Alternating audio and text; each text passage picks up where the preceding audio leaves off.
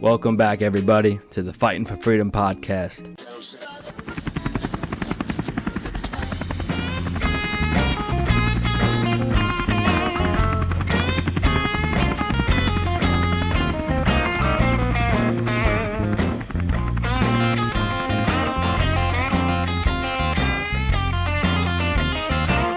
Fighting for freedom, one podcast at a time. What up? Got this guy laughing already. And welcome to part 2 with Christopher Ryan. What's up, brother, man? How you doing? What's going on, Vin? Thank you for having me. I'm so happy to be back, bro. Of course, bro. The first episode literally went over 2 hours. I was like, hey, I got to pee. We got to take a break. I was like, hell yeah.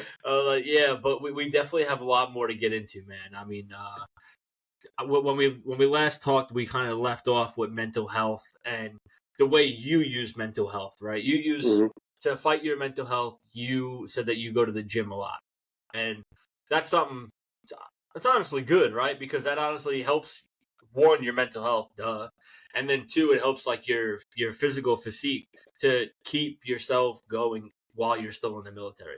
Because physical fitness is like the biggest thing in the military. Right, you could show up right place, right time, right uniform, which will get you by. But if you're not physically fit and able to keep up, the shit just ain't gonna work out for you. Yep. Plus, you can't be security forces and just 400 pounds because I'll outrun you. That's like every mall cop in Staten Island. I'm like, dude, you really think this guy is gonna? You think he's gonna catch me, bro? Well, that's the thing that kind of like. You know, obviously, I spent plenty of years in civilian law enforcement too, like NYPD and Philadelphia Police and stuff like that, which we briefly touched on last episode. But what boggles my fucking mind is there's no more people. Like, you graduate the police academy in Philadelphia, you graduate the police academy in New York, and you don't PT test ever again. For you could stay in 35, 40 years. And that's why, unfortunately, you see a lot of out of shape police officers. Not knocking the dudes in blue because I love them to death. You know what I mean? And shit like that. Obviously, I did the fucking job. I think I was better at my job in small part because I stayed in shape. But there's no incentive. And you know what I mean? You're working shift work, holidays, weekends.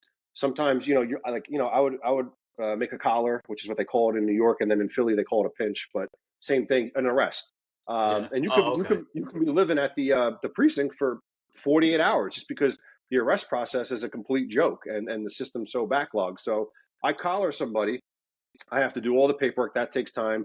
You got to deal with the perp, the guy that you locked up or the girl that you locked up. You got to do the fingerprinting. You got to transport them to here, there, everywhere. And then you got to talk to the assistant district attorney.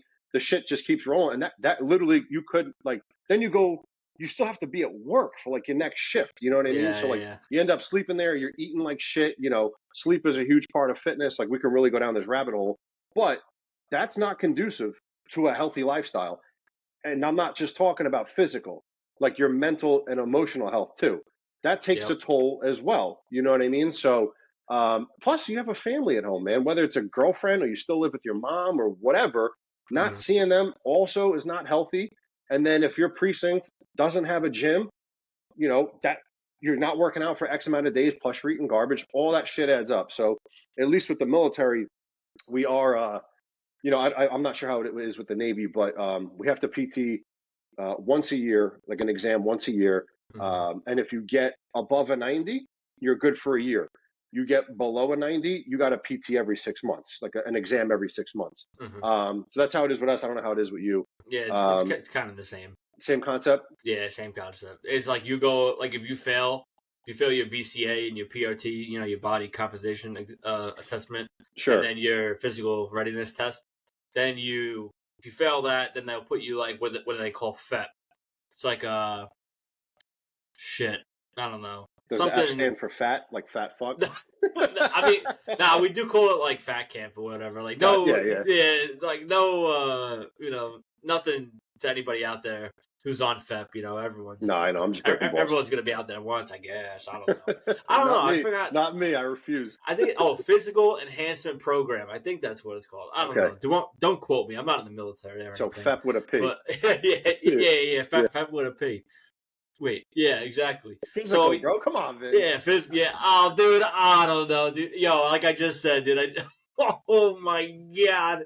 Everyone listening is like, "Damn, dude, he's an idiot." Nah, he's a CB. Yeah, that's true. Well, sometimes the pH makes an F too, so That's what I'm saying, bro. That's great. Yeah, so there's those type of programs, and I was actually in charge of like the physical portion, like the physical fitness portion Nice. in the Navy for my command, where like I would get to like make it fun. Like so, we PT 3 times a week, usually at 05:30 when we're on deployment, and then when we're not on deployment, usually like 07, 06:45. So we'd get there, and I would have like a bunch of workouts and stuff planned for people because not everybody is on the same wavelength, right? Like not everybody goes home and eats grilled chicken and broccoli with a side salad. Yeah. People do their own thing. So every Monday, I would kind of take it easy on people. Maybe we do some like stations, some like hit stations, or Nice. maybe, but like at the hit stations, maybe like we do like push ups on one of them, and then we'll do some like stretching at another one, just to like separate it because it's Monday.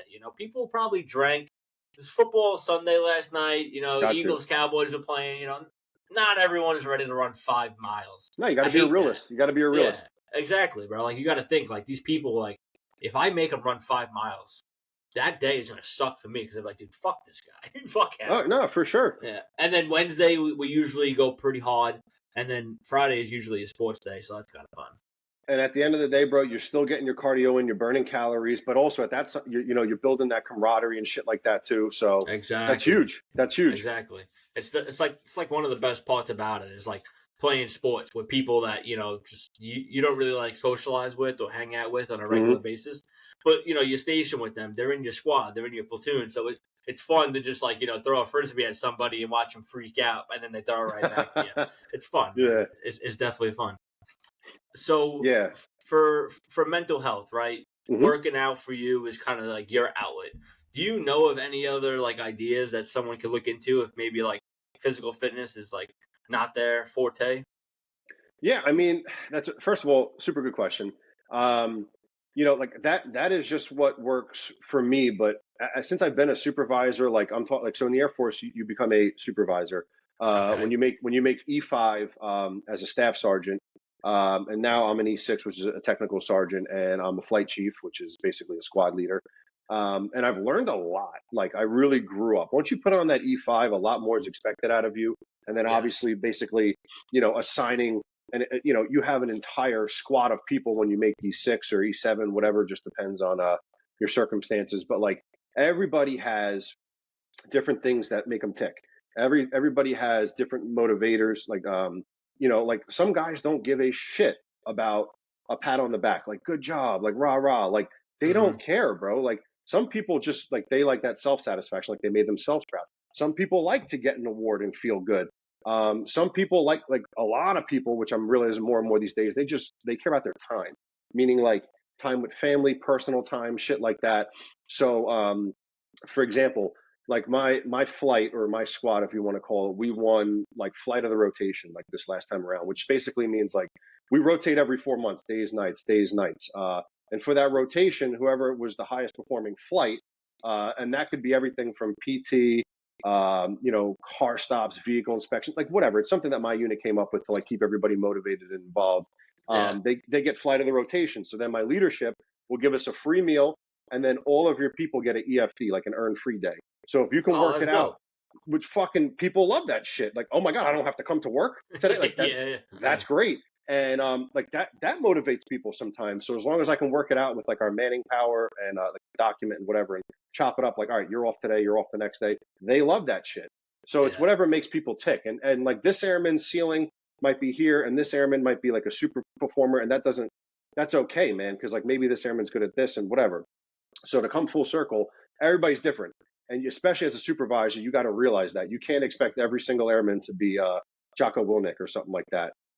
Everybody's different, and they're still part of the team.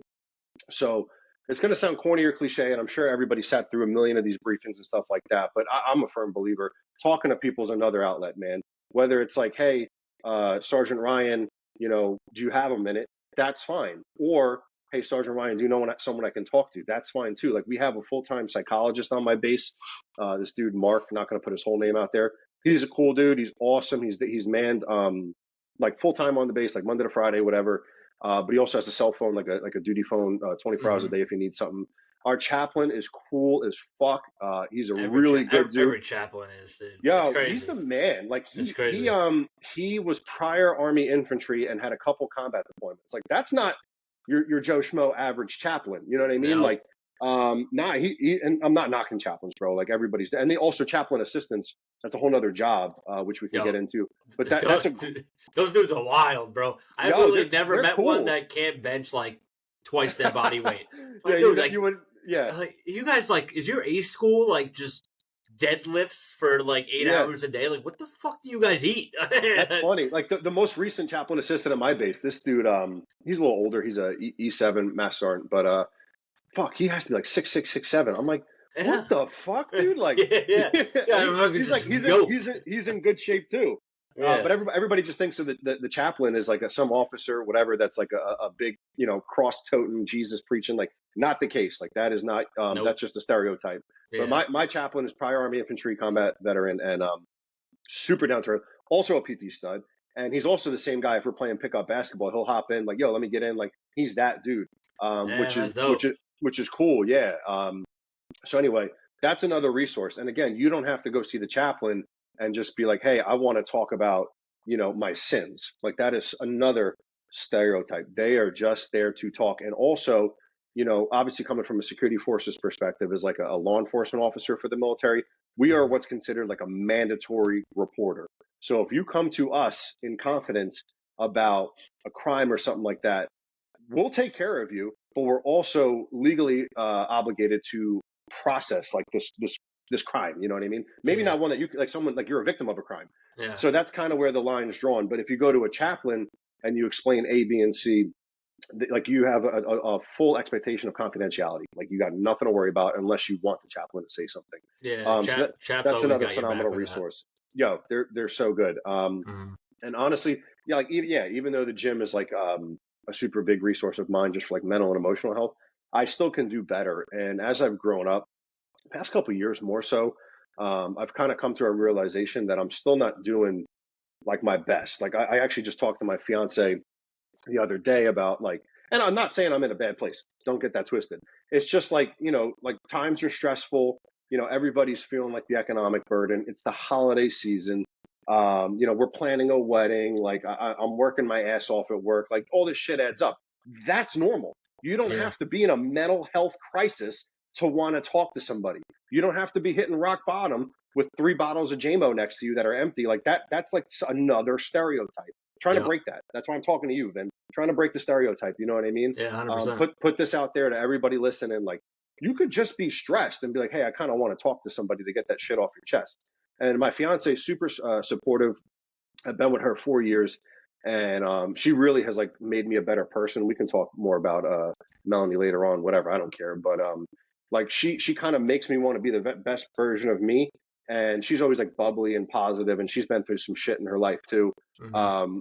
But she's like, yeah, that sounds good. Like talk to whoever. So maybe I'm going to go talk to Mark, the psychologist, or Chappie or whatever. Like, just to kind of like just getting it out. Like that is a very undervalued asset that the military provides for you. On top of all the other hotlines, which I know as like a podcast, you could just throw in the description, which they're good too. They save lives. Yeah. But on every YouTube video, I post a Veterans Crisis Line, just a number on the bottom of the screen. So if anyone, or you could even just Google it. You know what I mean? If anyone's listening right now and is curious, just Google it. Even Military One Source. Very good resource. Call them any day of the week. It could be Santa Claus can be on your roof on Christmas Eve. You call that number, they'll pick up the phone every day, 24/7. It's wild. I'm like, damn, you guys like work on Christmas? They do. Because you know what? Everyone's got some shit going on. Yeah. And nothing's ever planned out. Well, what I will say though is if you like, for example, you, Chris, like, you got a bunch of shit going on. Maybe your wedding's coming up, the holiday season's coming up, all this shit's. Maybe your car, like, not God forbid, your car breaks down next week. All of this stuff is potentially coming up, right? Like you planned your wedding. Christmas is the same time every year. All this shit's going to get stressful.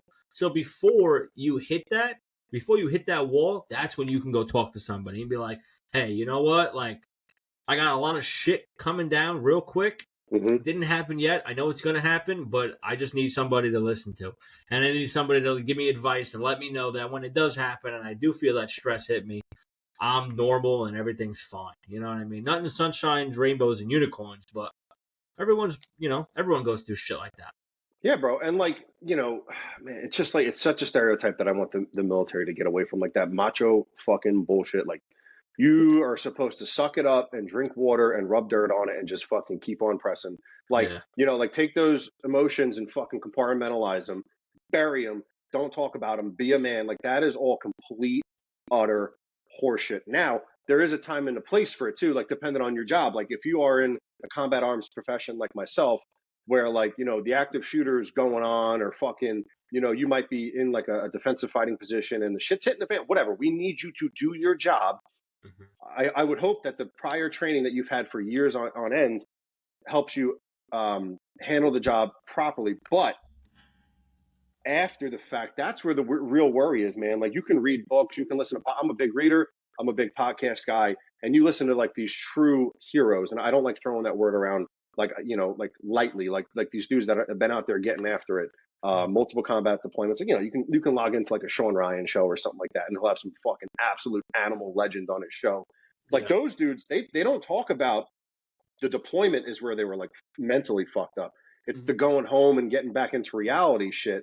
That's where like the demons show up. You know what I mean? And if you don't address them and you keep internalizing and like burying down these emotions, that's when the shit's gonna hit the fan, man. And I can honestly speak from like just my own perspective. Like, I had a lot of childhood trauma. I'm no better or no worse than anybody else. But again, like I touched on in the past episode, like my mom had cancer twice. That's not easy on any kid. Watching her go through it. Like I remember the first time my mom took her wig off, and I'm like that's something at like as a kid. I'm 32 years old, and I still remember that. Like what? And I'm having dinner and doing homework in like hospital waiting rooms, and then like my sister was very, very sick. She has a lifelong illness, like to this day. She's an incredible human being. But I remember like having like a home nurse come and take care of my sister Kayla and like shit like that. I'm like, Kayla's different. But as a kid, you didn't really know what's going on. Then my dad gets killed when I'm 17 years old. Like he responds to a fire, just doing his job. Like I'm first responder too, and he doesn't come home. You know what I mean? And then also like 9/11, I lost family, I lost friends. My dad survived 9/11, which we touched on previously. But he lost all his friends. And he had like severe survivor's guilt, which is something I could notice, like why me sort of thing. And he never really fucking addressed that shit. So I tried to learn and be better from my dad. And like this shit goes on and on. And then, stuff that is super underrated that people don't talk about, which I really want to get to with you, is like the life of a first responder. So it could be a first responder in the military or a civilian police officer. The shit that cops, firemen, EMS go through on a daily basis, seeing all sorts of heinous shit in like an 8-hour shift, a 12-hour shift, that is not normal, and that's okay to talk about. Like, you respond to a shooting, a stabbing, a car accident. Like, the human brain, I'd say 90% of society will never, ever, ever see the shit that you see as a cop or a fireman or stuff like that. And that goes to the military too. I may have never, my deployment to the Middle East in 2017, I may not have fucking gotten shot at or mortared, but the stuff that I dealt with in the streets of Philadelphia and New York, that still sits with me to this day. Yep. I'm not saying I'm crying about it or fucking losing sleep, but I do think about a lot of shit that I experienced. And now, as a mature 32-year-old, I'm starting to think, man, I might want to start prioritizing my mental health, because a lot of those demons are starting to like just shit that I've seen that like you really shouldn't see. And also, like, I'm kind of babbling here, but to go back to like being a teenager. So when my dad was killed, November 23rd, 2008, I was a 17-year-old senior in high school, which obviously if people watch the previous episode, they'll understand the whole story.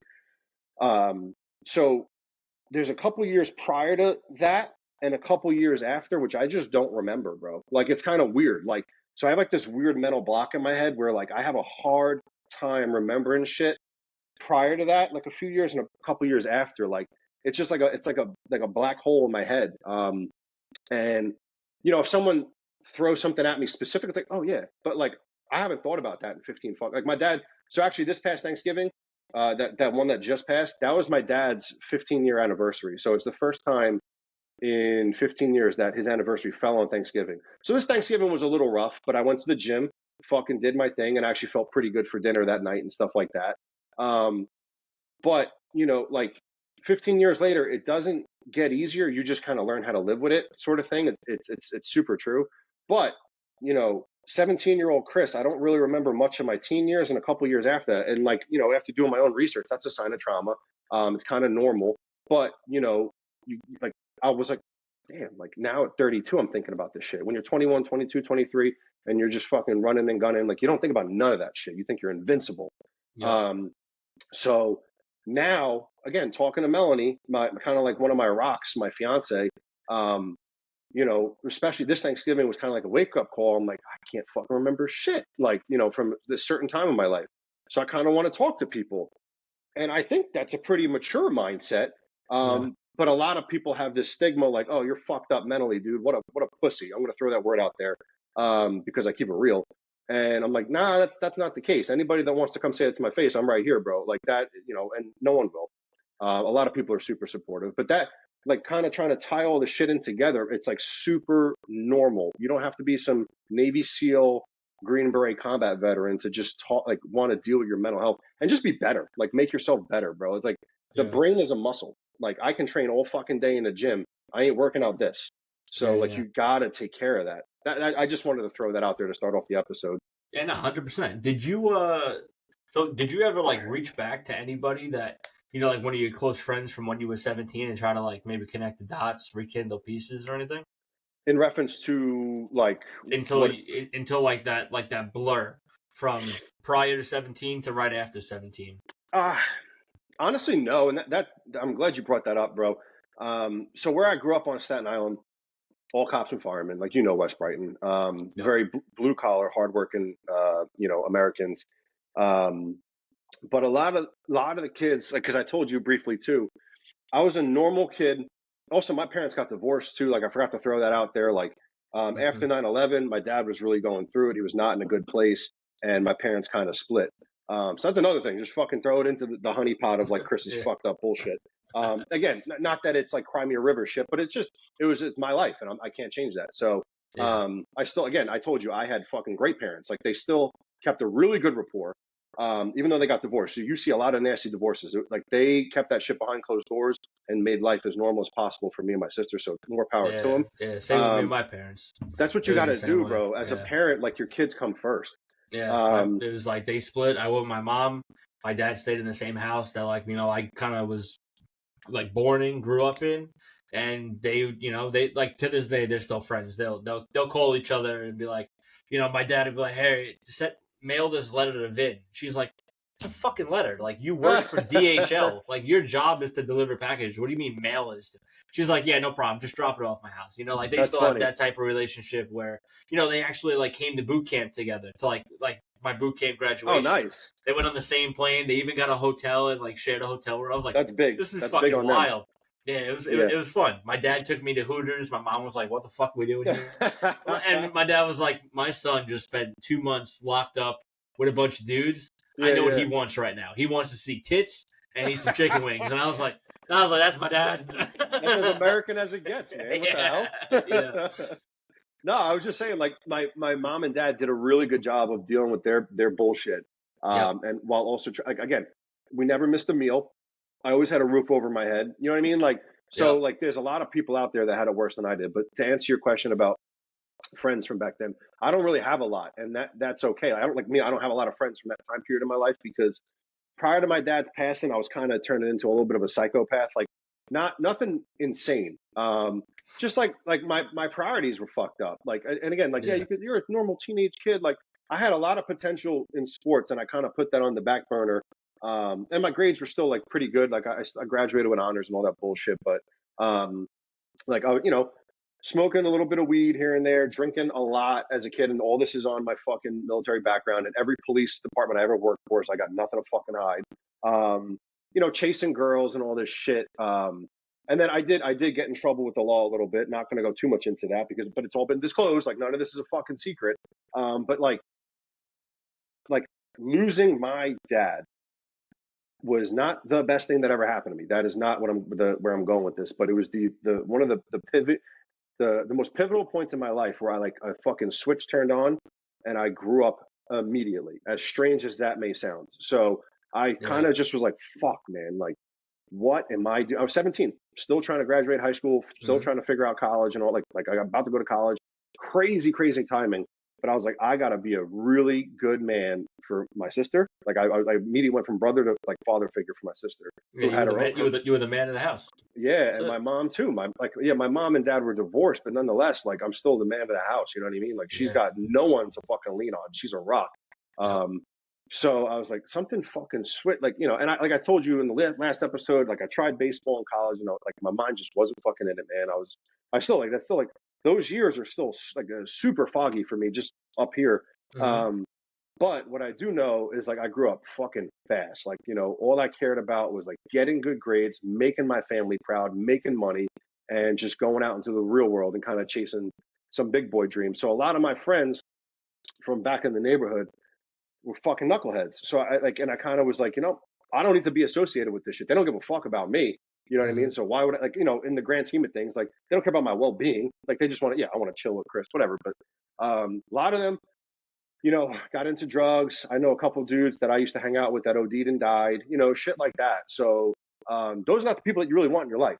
Now, there are plenty of good dudes that I'm just not super close to anymore. I could probably hit up and we'd be like, yo, what's up? Like they did all right for themselves. But I kind of started a whole, like, there's like, you know how there's like a pre 9/11 world and a post 9/11 world? Yeah, sadly, like, yeah. So there's like a pre and a post Chris world, like where like I kind of just changed my whole life. So I started like a whole new family, if you will, like with friends and shit like that in college, and you know, whatever, the rest is history. But I don't know, man. There's a lot of shit that I don't want to remember from that time, but it's also good to kind of like rip off those scabs a little bit. Yeah. What doesn't kill you makes you stronger, you know. And since you went through a bunch of shit, you had a great baseball career. Shit hit the fan, but it's all good, bro, because you still ended up joining 2 police forces. Now you're in the military, and your life's better than ever. So I feel like if none of that bad shit would have ever happened to you, you wouldn't be the person and you wouldn't be where you are today. You know what I mean? And you probably would have you probably would have never met your wife, and I bet your life would be so. That's the same thing I say about my wife. You know, I tell her all the time. Say, do you think I would ever have went to California and met you if I didn't join the military? So I'm grateful every day for the military, because prior to the military, you know, life, it is what it is. But since I joined, everything that has happened to me, for the good and for the bad, has been for the reason, right? For the greater glory, for the greater good, you know. You ready for this story, bro? Let me. I want to talk a little bit about my fiance. Hit me. I'm going to sit up in my chair, take a drink of water. I'm listening. And everyone looking, or you can check out the Fighting Freedom podcast stickers, baby. Hit me up. Dishwasher, I'm still safe, waiting bro. for my merch, bro. I'm waiting for my merch. Not my fault. You're a 17X. Yeah, I know. True. China's ordering more fucking more material.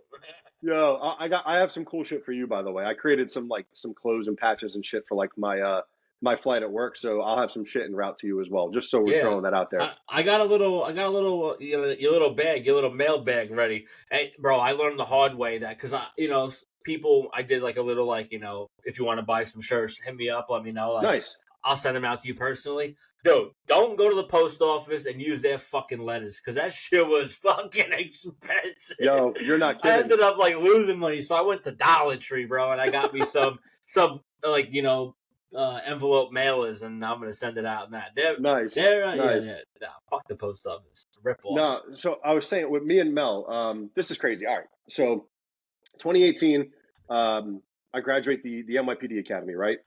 Yeah. Even though, bro, I've been all over the place. Like, just rewatch the first fucking episode if people want to know how I got places. Yeah. I ain't going. That's gonna be a good one, bro. It's gonna be a good one. I'm like dead at 2 hours, bro. Like, I'll listen to a podcast for 2 hours, and that'll last me like 3-4 trips in the car. You know, to work, from work, and then the next day to and from. So that's gonna be a good one. People are definitely gonna be holding on to their seats for that one. With your pod, bro, most podcasts in general, this is just how I do it. I throw it on at the gym. I kind of got away from listening to music, and I kind of I just enjoy it. Like I enjoy listening to kind of people's stories and shit like that. You kind of get caught up too, bro. Yeah, like, yeah. like a song is only 3 minutes to 4 minutes long, and then that's it. Then your head starts spinning. But when you hear a story, and the story is half hour, 45 minutes, 2 hours, next thing you know, you just lost 7 pounds on the treadmill. So no, you're really, welcome, everybody listening. Yeah. It's so true. I'll just throw it on, and I kind of lose track of time. I'm like, fuck, I've been on the Stairmaster for 25 minutes. Let's go. And then I'll just go do something else. I'm fucking tired. Yeah, I'm dripping sweat, bro. No, so 2018, I graduate the NYPD Academy, doing my cop shit in New York, working in the 10th Precinct, Lower West Side of Manhattan, Chelsea, Hell's Kitchen, all that. Okay. And then I had an opportunity to go. So again, I'm an Air National Guard guy, right?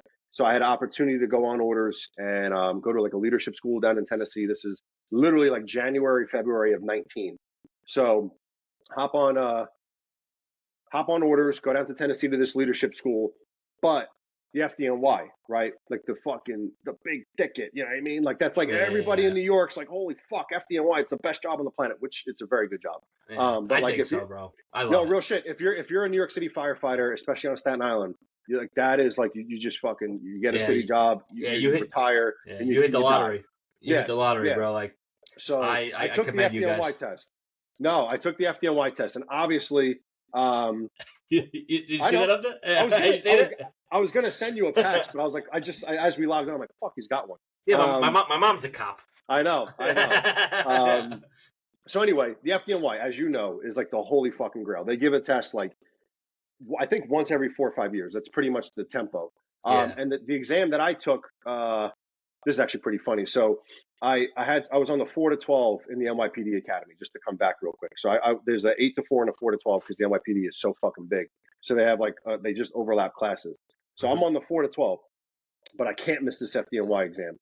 So I went like 8 o'clock in the morning to Brooklyn, took the fucking test for the FDNY, and then drove to the NYPD Academy fucking right after my test because I'm like, I don't plan on being here long. Whatever. So, but as people know, most people know, if you have cop time, that's what they call it, you could take that with you to the fire department with your pension. So like it's easier to get hired by PD because it's a bigger organization. And then fucking take your time with you to FD, which is kind of nice. So anyway, I did that. 2019, leadership school, Tennessee. Then an opportunity came down to go to Korea. So I went TDY to Korea. I'm hanging out in fucking Korea. Then my base in Philly, because I wasn't living in Philly at the time, was like, yo, we have more orders for you if you want to work full time at the base, like you're a temporary activation. Cool. Because you're not making shit as a rookie NYPD cop. You're making literally peanuts, and it's so expensive. But I'm an NCO in the Air Force, so I'm making pretty good money over there. I'm just doing what's best for me at that time.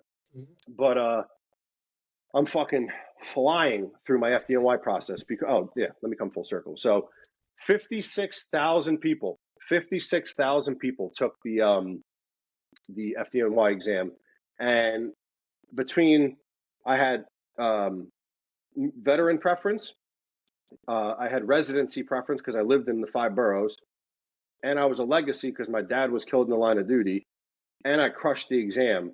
I was number 2 out of 56,000. So yeah, like number 2 on the list. So that's a big fucking deal. So naturally I'm flying through my process. And I'm like, shit, I might actually get hired by FD. Like, this is kind of dope. So I come home from one of these fucking orders, do my final PT at the, where the fuck is the fire academy? The Rock. What is that? Randall's Island? What is it? Randall's Island. Yeah. So I go up to the fire academy, I do my PT, knock that shit out. And then they literally hand you like, congratulations, you're in the fire academy. This is your date, like sign this paperwork. Here's your books, like for school, like, you're supposed to start in 2 weeks. Then like, if you're a veteran, like if you're a military guy, they start interviewing you like that day after your PT test to be like a company sergeant, like a leader of the company for that. You're going to report like class 1. You're going to be like class number 1 of whatever. And they're like, listen, bro, we know who you are. We know who your dad is. Like, the guy was a great dude. Do you want to be a company leader? I was like, yeah, sure. Sounds good to me. And then they're like, are you going to shave your fucking head? And I'm like, yeah, I'll shave my head. Because they want everybody to have like a fresh haircut and shit like that. Yeah, whatever. I'm like, yeah, sure. So I am hired by the New York City Fire Department. I have 2 weeks to break my military orders, resign from NYPD, and then go into the fire academy. And something inside of me, everybody, like, from the outside looking in, it's like your dad and this and that. I don't know. Don't know why, but I was just like, now's not the time. I don't know. Don't know why. So I deferred. I gave him military orders, even though I was hired. I had my fucking study manual, like shit that you're supposed to bring every day to probie school. I deferred. I gave him military orders, like whatever. A couple months went by, and then they were like, "You want to do the job?" I'm like, "Here's some more orders." And then eventually, Then like COVID kind of hits, and I meet my fiance at the time through one of my good Air Force buddies. Like I'm just kind of living in Philly, like doing my Air Force thing, and one of my good Air Force buddies introduces us, start dating, get locked down through COVID, and now we're kind of like quarantined because no one really knew shit, like And now I'm like, well, I guess I like this girl because I can't fucking see anybody else. You know what I mean? Yeah. And it's just weird, bro. Like we kind of just move in together real early. I pick up a full-time active duty, like AGR position at the Air Force Base. I fucking officially moved down here moved back down here because I already lived in Philly once. It's bananas. And like now I'm engaged and planning a wedding and I own a house with my fiance, like all this shit. None of this would have fucking happened if I just would have taken the FD job and stayed living in New York and all this other shit. Crazy. So now, like, it's weird. You get to a fork in the road and you make 1,000 decisions a day. Like, literally, we all make thousands of decisions every day, little ones, big ones. I made the decision of a lifetime to not take the FD job, go active Air Force for the Air National Guard, but active Air Force. And now, look, own a home, engaged, planning a wedding, fucking making a career out of the military. It's just bananas. And I would have never met her if I didn't make that one decision like that day, like, life-changing. So I definitely commend you for that because even like there must have been some type of fire in you that was like given your father and his background and his past where you'd be like I'm gonna be a fucking firefighter and I'm gonna kick, you know what I mean? But you were just like, you know what? I'm not telling me don't do it. Yeah, not knocking never. It's not one of the everybody. Best jobs. And the FD guys, like they literally are like they're like a family, man. Like when I graduated the Philadelphia Police Academy, for example. July 2nd or 3rd, 2013, my dad's whole company came down. All of them. Fucking dress blues, fucking like 35 firefighters. And I didn't say not one fucking word that whole academy. Like 9 months. That academy is 9 months in the Philadelphia Police Academy. Damn. No one knew my background. Nobody. I just stayed under the radar. I was 21, just a little kid. And I'm from New York. No one knew who the fuck I was. And then all these firefighters show up, and all my instructors that were kind of like drill instructors, like they were like really fucking hard-nosed dudes. Who the fuck are you? They were like, what? Like they were like, Rye, what the fuck is this about? And I explained myself. They're like, you didn't say nothing the whole fucking academy. Yeah. And I'm like, what fucking difference does it make? I'm still a recruit, a trainee. That doesn't change shit. Yeah. I just kind of wanted to earn my keep. You know what I mean? So yeah, I just wanted to get through it, keep my head down, shut the fuck up. And no, I don't want any special treatment. I'm no better than anybody else. I just had a weird life circumstance. But it was really fucking cool. I still got pictures from back then of all the fire guys. And like my dad was killed in 2008, I think like 3-4 days before Thanksgiving. The fire department made us the whole Thanksgiving dinner that year. You know what I mean? Like I remember you told me, yeah. And they've been at every major event. So they're still, but Chris Ryan, wherever the fuck I end up 10, 15, 20 years from now, I know I'm destined for more. And that's not a knock on the FDNY at all. Yeah, I just know I'm going to go places and do things that are bigger than myself, bigger than like the city of New York. Like I have a feeling inside of me. I have this determination and drive. And I know the military is the place to be right now, not a doubt in my mind. And hopefully it can take me somewhere else to do bigger and better things. So there's nothing wrong with being a New York City firefighter. It's one of the best fucking jobs on the planet. I mean, you chose between being an FDNY firefighter or being in the United States Air Force. That's that's a hard pick. That's a really hard pick, right? Because everyone, and you're already in the military. It's not like you were just like leaving to go to boot camp. You know what I mean? Like you already had your career going for you. You already had like your eyes set on what you want. You're already doing really good. You're good at your job. You have the background of being in the NYPD, being in the Philadelphia Police Department. Now you're doing it for the United States Air Force.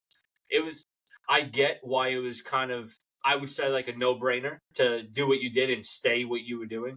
Because honestly, like, the military is probably the best job in America. 100%. I love those colors. You can't see it. I got it on my forearm. Like it's fucking, yeah, Nice. yeah. No, I I love just, it, dude. yeah, man.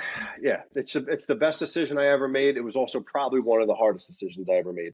And I Yeah. don't regret a fucking thing at all. Anybody No. can ask me. Don't care. I'm good to Well, go. you went through the whole academy with your head down and your mouth shut.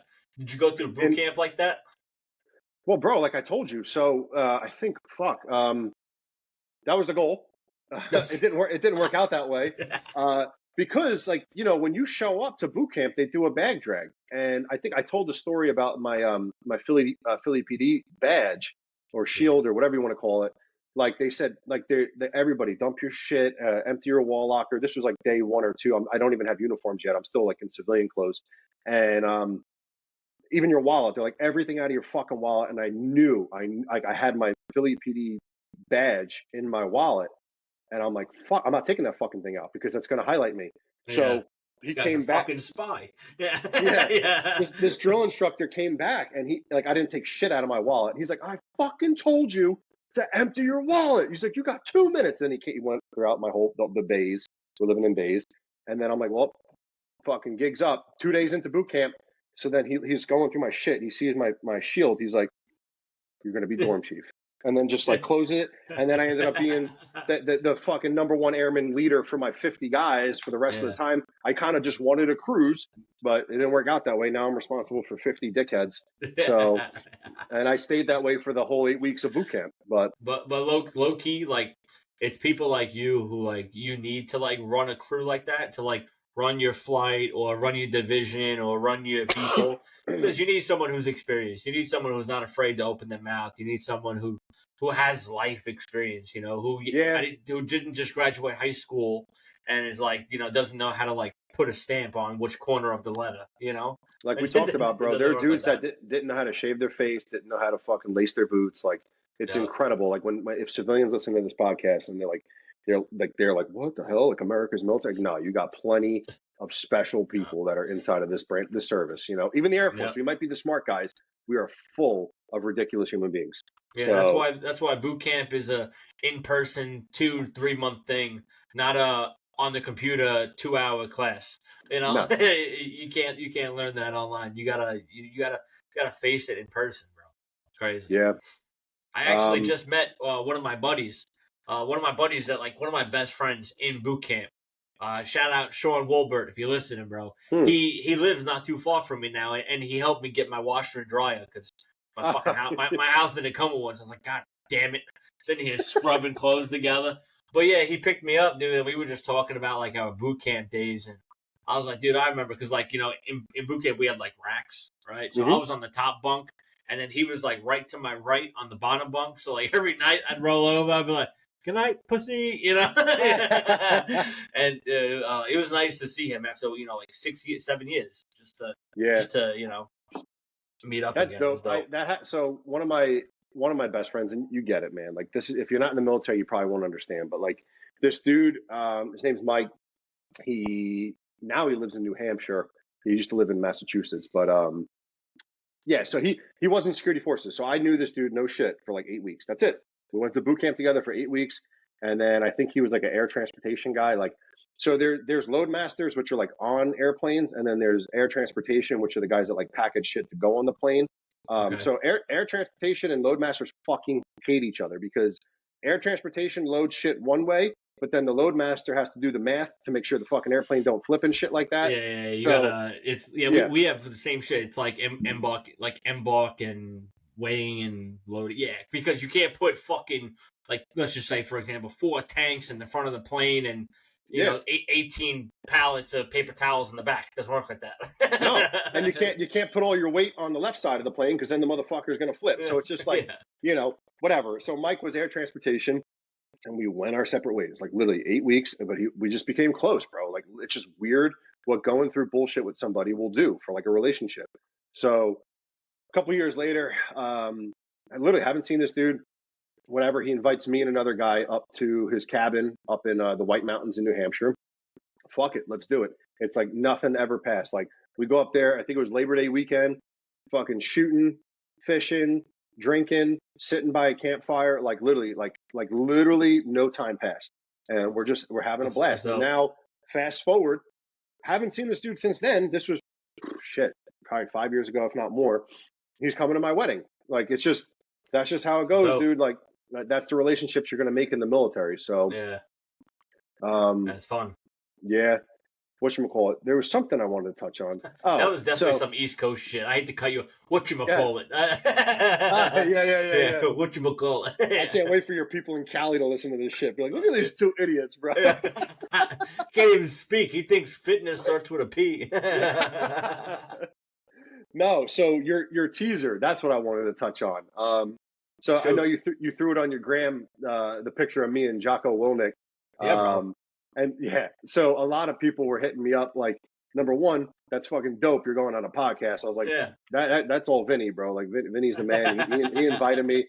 You know what I mean? I'm humbled, but then like they were like, wait, are you going on Jocko's fucking podcast? I'm like, no, dude, no. But Vinny did a good job of grabbing your fucking attention, didn't he? So. Yeah, 100%, bro. You got to get it out there. And it's not my I didn't Photoshop nothing. That's a real picture of you and him. I was just like, this is a good fucking picture. And Jocko's a fucking G.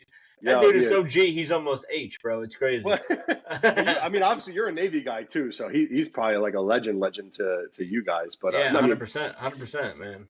So you want to hear that story of how the fuck I met Jocko, Nick?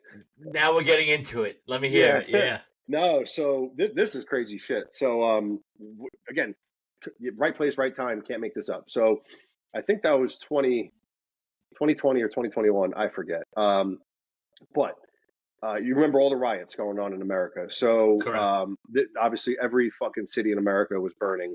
A lot of like the Black Lives Matter movement and stuff like that, and like Antifa, and we can go down that rabbit hole. But Philadelphia was fucking like legit. I'm not joking, like legit on fire. Obviously, being National Guard, a lot of people don't fully understand the mission. So I kind of broke it down on the last pod. But you have active duty, strictly federal, kind of like your active duty Navy. Then you have Air Force Reserves, which are again strictly federal, but they're in a part-time status, and all they do is basically get put on orders to go overseas and deploy and stuff like that. Like a little bit of a lesser mission. And then you have National Guard, like Army and Air Force. All 50 states have a National Guard, an Army National Guard, and an Air National Guard. Pennsylvania, being a bigger state, we have 3 Air National Guard wings, 3 bases. There's Philly, Harrisburg, and Pittsburgh. And then obviously a gazillion fucking soldiers. Like the Army is so big, even the Guard is huge. But what we have that's different than reserves and active duty is that we have a state mission. So that could be riots, that could be a blizzard, that can be a fucking hurricane, whatever. Like when the Pope came in 2015, I got put on orders for that. And now the World Cup's coming in fucking 2026 to Philadelphia. Yep. That's probably going to be 10 times bigger. So we'll be activated for that. I got activated for the inauguration when President Biden got elected. So there's a lot of different jobs. It's kind of become like the new norm. I hate that fucking term so much, but it's like the new norm to activate the National Guard for shit. But we are a huge resource. And then also we can go overseas and deploy. So you have two bosses. You have the president and the governor of your state. So anyway, Philly's burning. Every city's burning really in America, but they activate us, right? So we sent obviously a team of security forces troops because that's what we do, like law enforcement, whatever. You get the blessing from the governor. Now you're activated and like on the civilian side, kind of crazy because you don't want to tread on like martial law. That's bananas, but still. So we sent a team from my squadron and the other 2 Air Guard bases in PA. But then the Army, because they're 10 times the size of us, they're fucking pumping soldiers into Philadelphia. But I was originally supposed to be on the team to go do riot control. But then they tagged me, my leadership. They were like, hey, you have a special set of skills. Like you've already been civilian law enforcement in a couple places. The Army is requesting the Air Force. Listen to this shit. They always try to talk shit. The Army is requesting the Air Force to teach their soldiers use of force and riot control, because that's just not something they do. So they handpicked myself and 3 of my buddies who, again, were guards. So we have different set of skills. Like one of my buddies is a state trooper. He's also Air Force, shit like that, to teach the Pennsylvania Army National Guard to go into Philadelphia and fucking do riot control and stuff like that and use of force, because that's just not what they do. And again, everybody thinks that like the Army is sending MPs and infantry. First of all, infantry, all they know is fucking killing motherfuckers. They don't know law enforcement. They don't know use of force, shit like that. But the Army was sending truck drivers, cooks, medics, like just anybody that can carry a rifle and learn something real quick. So my job during those riots, this actually went on for a while, but was to drive all over the Philadelphia area to different Army bases, day and night. I'm talking like not like fucking 14, 16-hour days, like probably more. And just like, all right, I got 500 soldiers here that need riot control and use of force. Train them up. And then literally, I'm not joking, like go on a Humvee and drive to burning Philadelphia. Like that's the only training they got. And then fuck, all right, I gotta go. And I'm driving like through Philadelphia, and you see like state police cars like blocking on and off ramps, and there's just fire behind them, like post-apocalyptic like movie shit. That's what it looked like. So like that's what we're driving around to Army base, like like no one in or out, like shit like that, like contain the fucking madness. Insane. So I ended up training with my 3 other buddies, like 2,500 fucking soldiers in a very short amount of time to go do riot control in the city of Philadelphia. It was actually one of the highlights of my career, man. Shit I'm really proud of. But we also had at my Air Force base, because we're the closest base to the city of Philadelphia, like hundreds and hundreds of soldiers like living and sleeping. So they would like convoy out, and I'm talking like strikers and shit like that. You know what a striker is, obviously, right? Yep. So you see like a striker Humvee, like it looked like an invasion. But this is like the unprecedented times that we were going through, where like this is an American city, fucking crazy. But they would go out for 12 hours and then come back and sleep like in like our hangars and shit like that, and like tents and it was like crazy. It was like staging points. So this is where it gets fucking wild, to tie it back to Jocko. Jocko Willink at the same time had just released Jocko Go. Are you familiar with the energy drink? No. So he has his own energy drink called Jocko Go. Really? Swear to God. And it's super clean. Like it's not like a Monster or a Red Bull. It's like all vitamins and shit like that. Yeah. So Jocko, he released them. He first released them at Wawa. Now, you know what a Wawa is. Yeah, of course. Wawa hoagies, bro. Come on now. Wawa is like religion here in Pennsylvania. So he started releasing his Jocko Goes. They were picking up traction. And right across the street from my base is a Wawa. Jocko's boy, like one of his best friends, who's also part of like his media team, lives like around the corner from my base. Oh, okay. So Jocko, this is weird, bro. Weird circumstance. Jocko went to visit his boy, and he wanted to film a little thing at the Wawa. We had like 1,000 soldiers living on my base and going to that Wawa. So Jocko goes to film the shit. The place is flooded with soldiers. He's like, "What's up, brothers?" Like, you know how he talks, like whatever. Yeah. And he's like, "This is the best photo op possible." Yep. So now he's doing his Jocko Go energy drink filming with all these soldiers, but like, you know, being legit, like he's a normal dude, he's super normal. And now he's like, "Why are so many of you here?" Like he knew like the riots and shit were going on, but they're like, "Well, we're living across the street because of the riots." Yeah. He's like, "There's like the soldiers, just maybe E4 Joe Schmo was like, you want to come say hi?" He has a cat card. He's fucking Jocko Willink. You know what I mean? He doesn't need a cat card. He's got a fucking chain. Yeah. So he's like, "Let's go across the street." So he just hops into his car and drives up to my gate. And like my guys working the gate were like, "The fuck?" And he like hands him the cat card. He's like, "We know who the fuck you are. Like, what are you doing here?" So he's like, "I'm gonna go talk to some soldiers." So you can't make this shit up. He just drives out to the flight line where all the soldiers are living.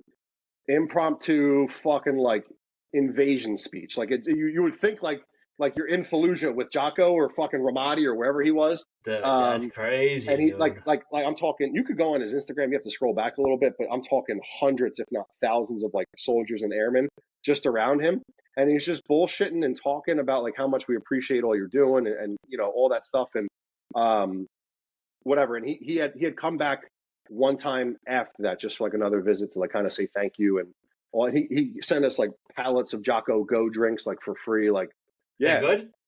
Fuck yeah, they're pretty good, man. I mean, for like a clean energy drink with vitamins, like they don't bother me. Like I'm not a big energy drink guy, but like that's not going to stop your heart like a Monster will or some shit. So hey, easy there, right? yeah. So My favorite's the it's called like the Afterburner Orange. That's my favorite. That shit's delicious. But that's just me. Afterburner on Jocko Yeah, Go, bro. Now, yeah. what a legend, dude. Yo, No, you can't make that up. He just no, not at yeah. all. And you And know what, obviously, I dude, had to get a pick. I'm like, bro. yo, come Yeah. here. Come here, I'll pay my phone bill. Mhm. I bet too, bro. Like morale's down, people are miserable. That was that morale booster to Yep, hear that speech and see. I don't want to say a celebrity, but a kind of celebrity in the is. military eyes. You know what I mean? Just be Yeah, like, holy shit! Like how that, like sometimes you see like important leadership come through the gate in like civilian clothes. And you're like, yeah. oh, sorry, sir, I didn't realize it was you. But then you see Jocko Rose, you're like, oh my Bro, god, I mean, and for those listening that don't know who Jocko is, I'm not trying to make you feel stupid. Like he is a legend, yeah, Navy SEAL commander, Ramadi, Iraq, like big time. Like knows like Chris Kyle, if you know who Chris Kyle is. Like obviously, we had a relationship with him.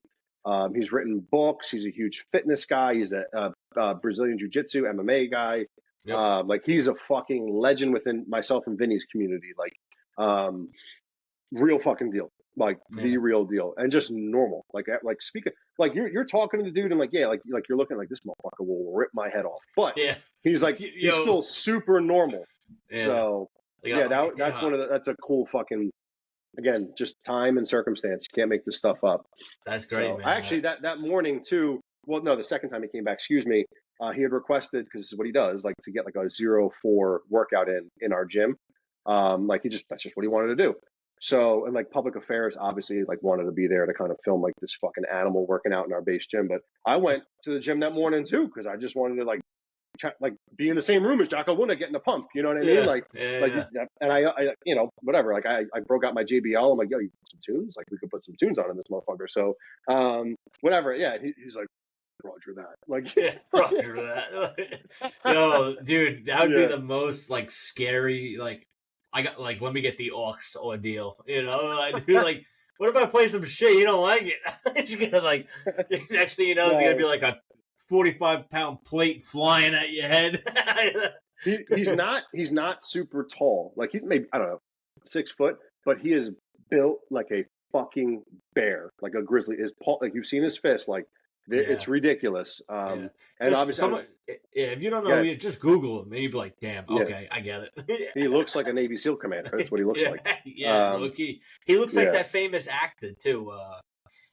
I don't know. The guy was in Suits. He's usually a bad guy in all of like the movies and TV shows and shit.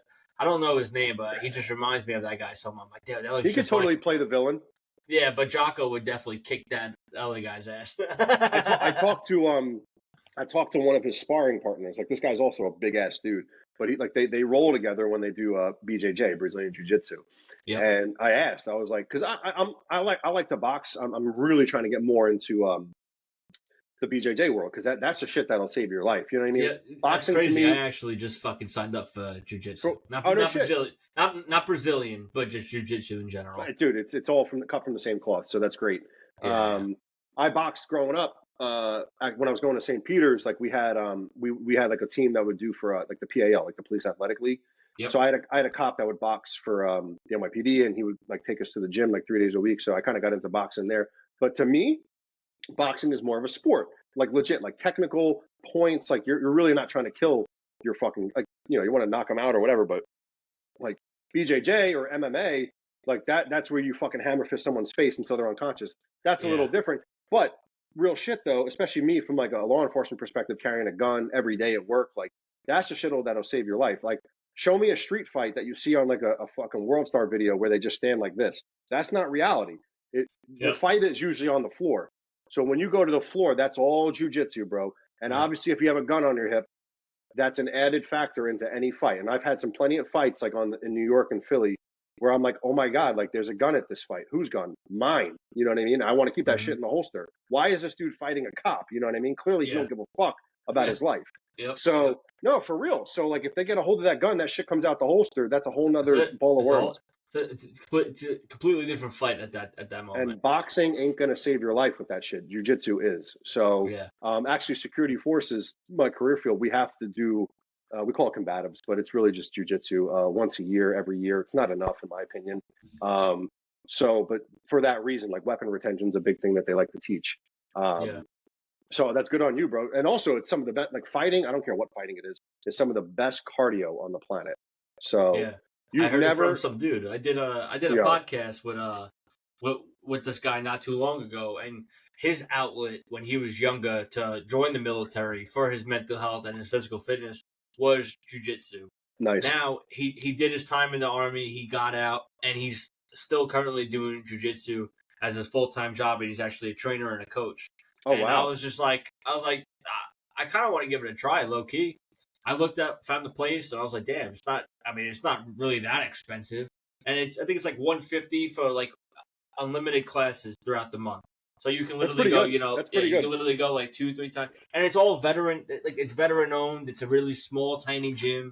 The people there are really dope. So definitely looking forward to learning some shit and like trying something new. You know what I mean?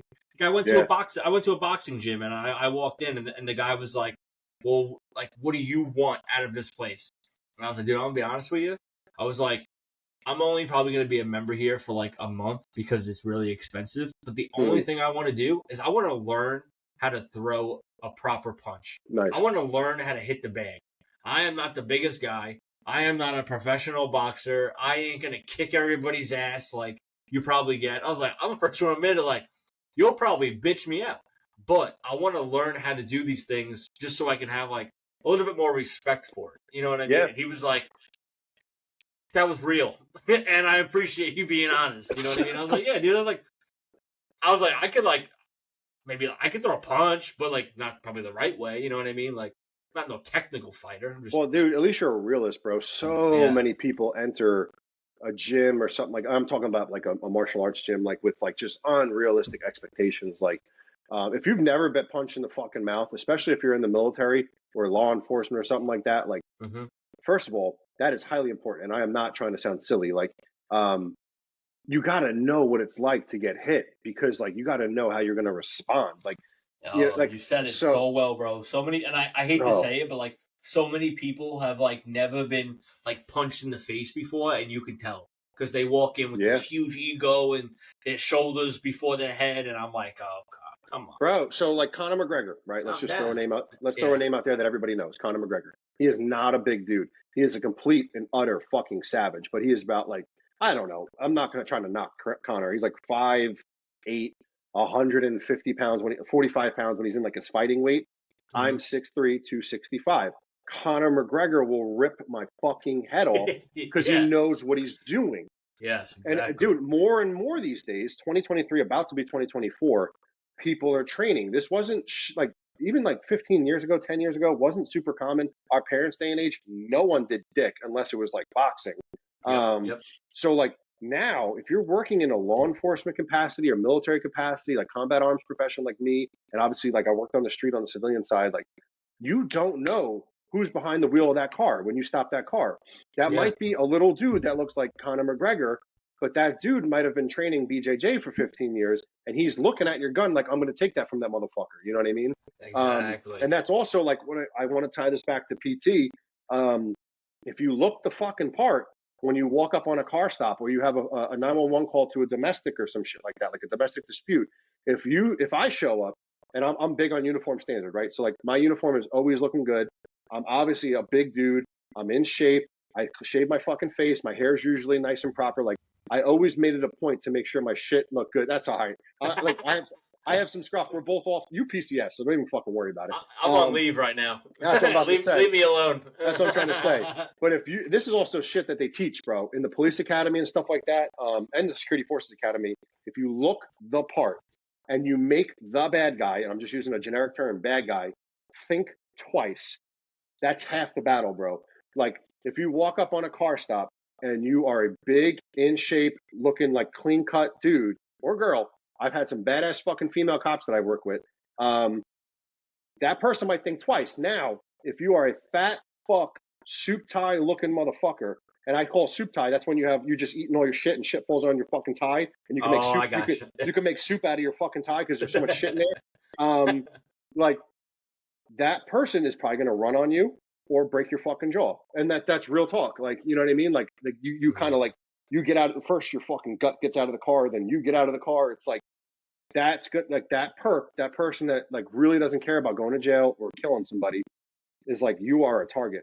They actually interviewed the serial killer or cop killer, excuse me, cop killers that were in jail, and they showed it to us in one of the academies I've been to. I can't even fucking keep track anymore. They were like, "Why did you kill said cop?" And the most common answer was like, "Because I knew I could take him or her." That's the name of the game. Tough. So, and a lot of times, even something simple, bro, simple, like people that make fun of the shit all the time, like, why do we have to wear a cover? Like, like in the military, like wearing a hat, I have to wear a beret. It's just a little different, but like, or like wearing like your 8-point hat when you're a civilian cop or whatever. Like they show, like studies show, talking to cop killers, that like even just wearing the hat is a weird sense of professionalism, like that, like people notice, Yep. So I remember the first time I really got into like a fight as a cop. Philly. So all right, I'm gonna paint the scene. I'm working in, I think I told you this, Kensington. I was on foot.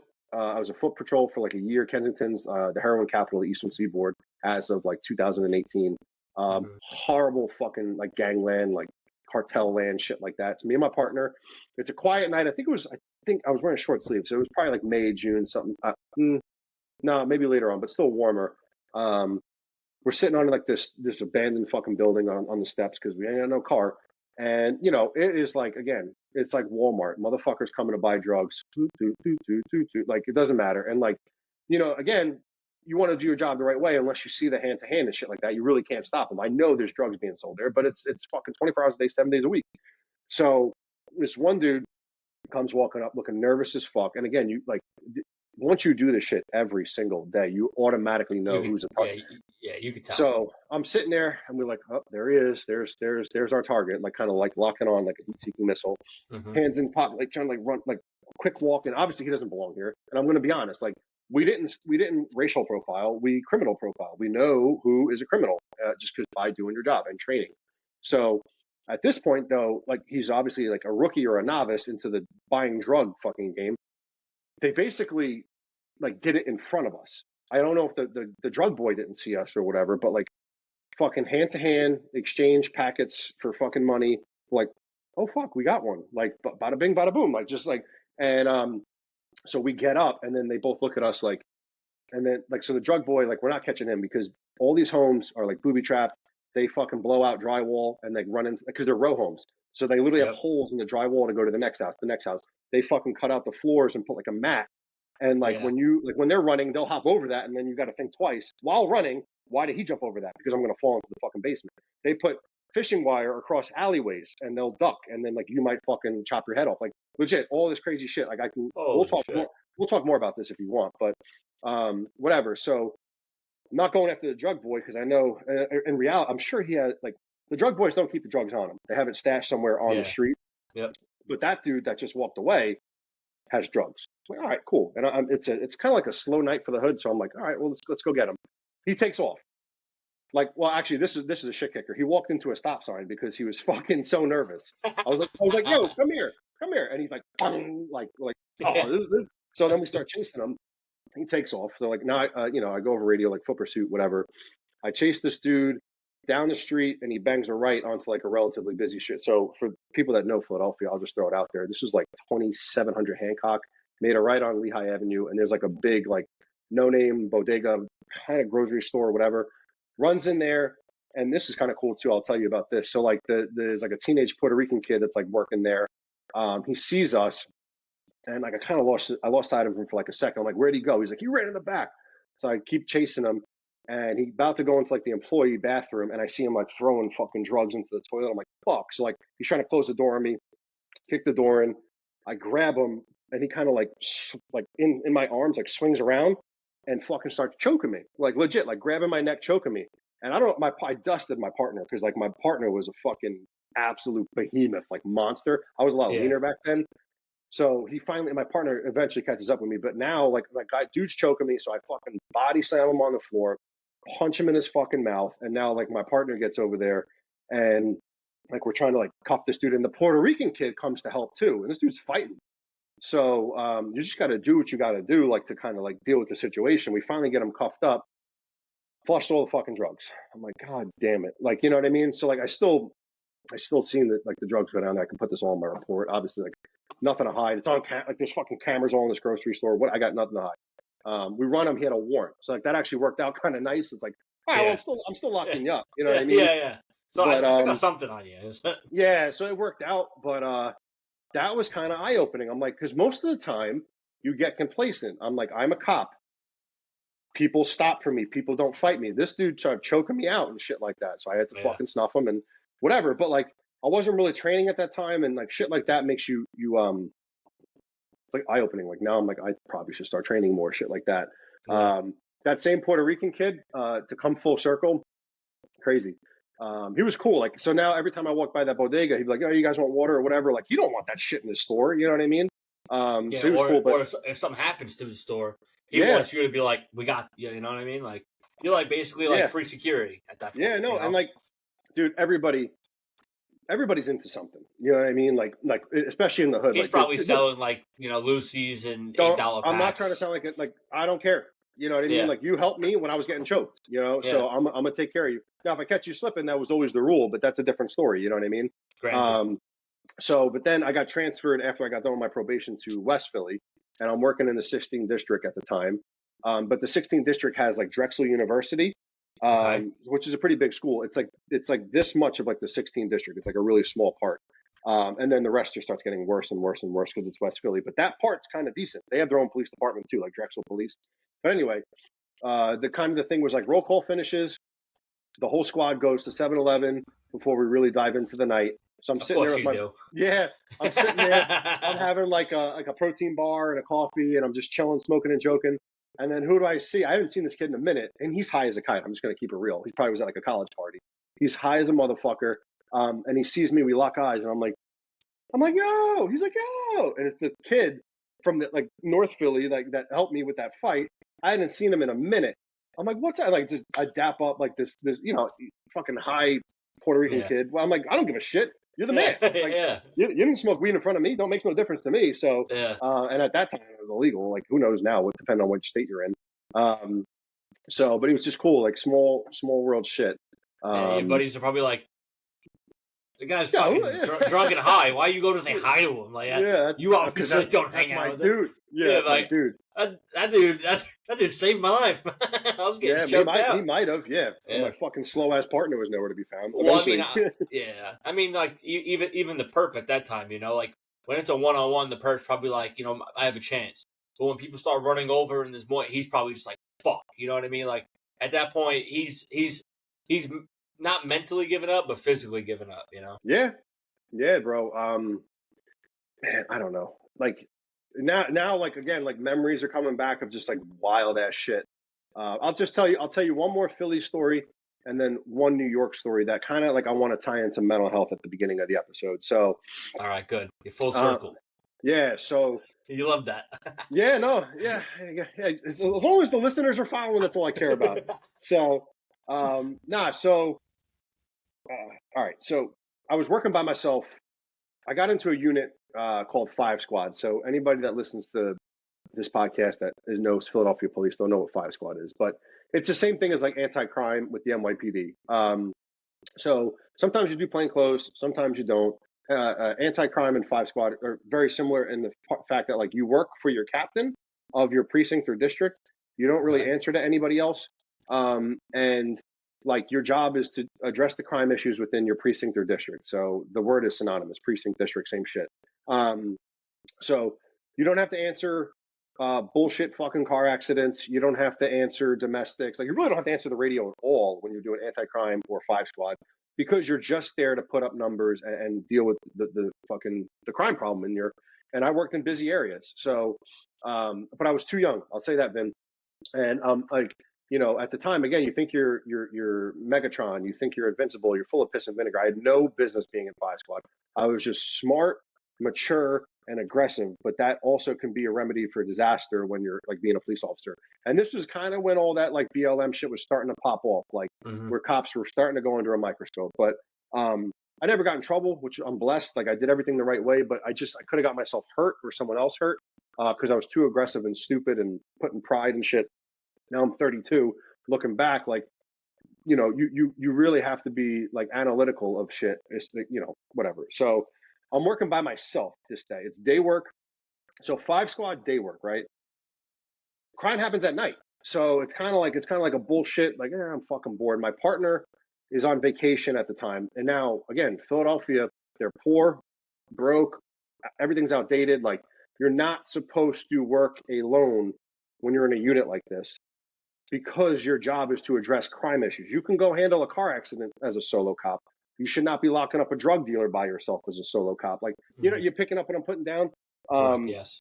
So, and I'm bored, and it's day shift. But again, Philly doesn't give a fuck. Like they kind of like they bend a lot of rules because they're so broken, they're so undermanned, and whatever. So I'm probably 22 or 23 years old, working by myself, day work, and I'm like I still feel like I have to prove myself because I'm like new to 5 squad. I have guys that are in this unit that have 25 fucking years on the job, and they're looking at me like, bro, you have no business being here. So whatever. So I pull up the computer and I'm looking at warrants. I'm like, all right, who has a warrant in the district? That's an easy arrest for like a day shift thing. Like I'll bring in an arrest. My sergeant will be happy because he gives a fuck. Like, which you as you grow up, they don't give a fuck. But at the time, young, naive, you want to prove yourself. So I find this old dude. He has like a beard. I think he had like one eye. I'm not joking. Like fucking like, and it was a child molestation warrant. All right, I don't fuck you. You touch kids, I don't fuck with you. And you're old, so you know. Look at me. I'm big and strong. Like fuck this guy. I could take him. That's it. I found him. I looked up where he lived. I didn't go over radio. I didn't text anybody else in my squad where I was going. I just drove my ass to this dude's house. And again, this is the hood. So park the car, get out. It's like this old, rundown Victorian home. Anybody that knows West Philly knows exactly what I'm talking about. Shit's overgrown, like big, beautiful house at one time. Now it's the hood. Yep. So kind of creepy. Knock on the door. Little old lady like creaks the door open. I'm like, hey, is so-and-so here? And she's looking at me like 1,000-yard stare. And she's like, no. I'm like, where is he? You know, and she's like, oh, like he's at the store or whatever. I'm like, any idea when he'd be back? No. And you can lie to people as a cop. A lot of people don't know that. You can lie. So I'm like, all right, well, he's not in trouble. Just want to ask him a few questions. Tell him. So I wrote down my name, phone number. I'm like, I'm Officer Ryan. Tell him to give me a shout when he's back, whatever. She's like, okay, shuts the door. And I'm like, I had like weird vibes. So later on in the shift, I'm driving around and 2 senior cops that are in 5 squad were like, yo, where the fuck you been? I'm like, oh, I went to lock up this fucking old bastard child molester. Like he wasn't there. They were like, what? You don't call nobody? You didn't ask like for some backup? I'm like, oh, fuck him. I can take him. You know what I mean? Like, I don't want to bother you guys. They're like, dude, you're an idiot. Did you look up his prison release? Which is another like computer system. You could see if people have been arrested before and what they've been arrested before. I knew this. I just didn't think to use it that day. I don't know why. So they pull up this dude's name. He has a ton of prior arrests. So clearly he's like a professional perp. And he had like 3 or 4 prior arrests for aggravated assault, knife. That means like stabbing. So yeah. He's probably stabbed 4 people that we know about that he's gotten arrested before. So clearly he carries knives. He's not afraid to use them. That's something that I probably should have known before I showed up to this dude's house. So that was like a learning experience for me. And now as like an NCO on the Air Force Security Forces side, I actually tell the story and I teach people to like use the tools available to them. But the story's not over. So maybe a week or 2 later, I'm back on night work. My partner's back from vacation. We're doubled up in the car. And like it's jumping. Like it's a busy fucking night in the ghetto. And as fate would have it, we're on the other side of the district, like precinct. We're like nowhere near this radio call. It comes out like, so when you're listening to Philadelphia police radio, if you hear like a audible tone, like that means like a priority's coming out. You know what I mean? Yeah. So you kind of like radio silence. Everyone shut the fuck up. Shut the fuck up. Yeah. So it comes out priority in the 16th district, report of a stabbing at blah, blah, blah address. Guess whose address it was? That dude. This motherfucker. So I go over radio. I'm like, you know, radio be advised, like a male by the name of blah, blah, blah lives there. He has an active warrant and he has priors for a stabbing. So if he's there, stop him. Like I just put that over the radio. But we're so fucking far away that we're like, now we're hauling ass. We show up late to the party, obviously. And who do I see coming out covered in blood in handcuffs. Him? That fucking guy. Yeah. So, dude, like, I still get goosebumps thinking about it. Like, it was fucking him.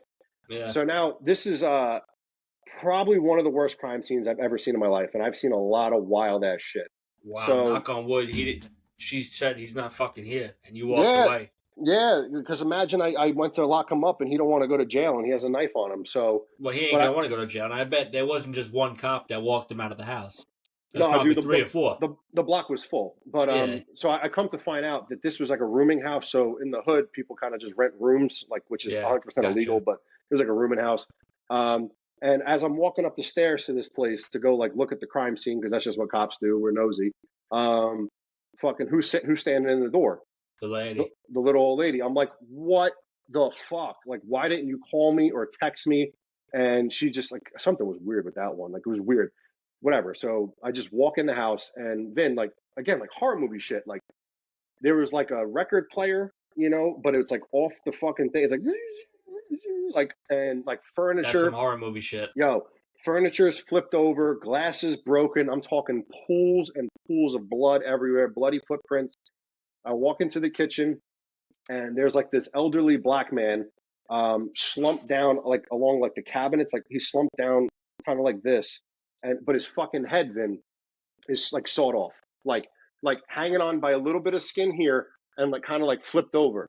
So like the head's like sawed the fuck off. Holy Obviously, fuck.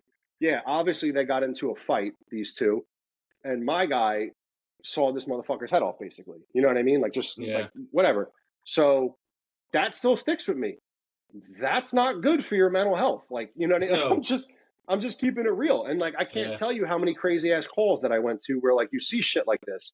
But that's one of the more violent ones that I remember. And I mean, I got a laundry list, but that one sticks with me because that could have been me, because I was fucking too young and naive and macho to like ask for backup and do my proper research and due diligence. So I found out after too, this guy was a Vietnam vet. Shocker. You know what I mean? He like, was just all fucked up too. Again, a veteran that had mental health problems. You don't need, like, the Vietnam guys don't get enough credit, the shit that they dealt with. Yep. But now again, he's probably some trained fucking killer that has severe mental health issues that weren't dealt with. So, and it doesn't make it right to go kill people, but obviously he's in jail for the rest of his life. But also a part of me to this day is like, what if I locked him up that day? That old guy probably would have never been dead. You know what I mean? Like, so I hold that to my heart a little bit. Whatever, like, it is what it is, but that's just shit that, you can't control people and what they do. That has nothing to do with you and what you could have done and what you should have done, because who knows, maybe things could have happened, like we said, in a worse way. Maybe it was him who answered the door that day. So, Yeah, and I didn't call for backup. No one knows where the fuck I'm at. You know what I mean? So that stuck with me. And, I could tell you a gazillion stories about shit like that from Philly, but I'll tell you one more from New York, which, again, this is what cops deal with every day. So that, like, not every cop works in the hood. Most of America is a pretty nice place. You know what I mean? Very few cops actually work in cities in America. Most of America is not a city. So I kind of want to relate to anybody that's listening. A car accident, right? A really crazy car accident. So I'm working in the 10th precinct now in New York, NYPD. I'm working a 4 to 12 shift. And as again, it never fails. Like 11:55, we're on our way back to the precinct to end our tour. And we get a report of a pedestrian struck by a bus. That's not good. So I'd say, like, and obviously, Manhattan, man, most people do. Like, this was like 34th Street, like right by MSG. Like, my precinct stopped right before Madison Square Garden, and like maybe like 10th. So pretty close to the West Side Highway. But I'm talking about like 3, 4, and like 10th is like 4 fucking lanes this way, and whatever. Super, and by Hudson Yards. I don't know if you're familiar with Hudson Yards these days. Right over there too. That's in the 10th precinct. But we're like, fuck, dude. And now the caller states that the person looks dead. I've actually never seen that on like a computer screen as like a cop before. I'm like, the fuck? What does a caller know about a dead person or not? Like, how do they know? They're not a doctor. But that was strange. So I'm like, all right, great. So we start hauling ass over there. I'm like, well, I'm not going home on time tonight. And I pull up, I'm like first or second car on scene, but I just see bloody tire tracks and like a torso. That's it. So now there's no bus, no head, and like this dude's legs are like not really there. So like I'm like, what the fuck just happened here? Yeah. So you get out of the car, you try not to fuck the crime scene up because now it's a crime scene. Why? Because it's a hit and run. Yeah. You throw, and again, dude, I'm talking like 4 lanes of traffic right by MSG on like a Friday night. Like you know how many cars and people are out, and they're all looking at this. Yeah, So you they're all kind of want, curious. but like you want to protect them just like because they're not supposed to see. They're so civilians, and maybe there's kids and shit. So we throw like a sheet over the body. We still got to identify this dude. So now someone has to go in his pockets to look the torso's pockets to look for this dude's credentials and shit like that. And also, like, I'm putting out flares, I'm putting out police tape so they don't drive over the bloody tracks. Like, we need all this for evidence. Directing traffic. I'm also going to tie this into policing in America and how hard it is these days. Because this was 2018. Like, we're getting into prime time. People hate cops and fucking ignorance and all this shit. So, whatever. We like our anti-crime guys find the bus like a block or two away. Guy had no clue that he hit this person because it was like a big ass coach bus. Yeah. Okay. And the dude that was killed was like one of our local crackheads. We actually kind of just knew him because we know him. He came out of big heavy machinery because they were still working on Hudson Yards at the time. Kind of just popped out. You know, it was like panhandling and stuff like that. Popped out at the wrong time. Got caught up in the wheel well of a coach bus. Fucking rolled over, and the bus just kept going. But like, I don't remember seeing his head personally. That's just me. I think that thing was fucking like gone.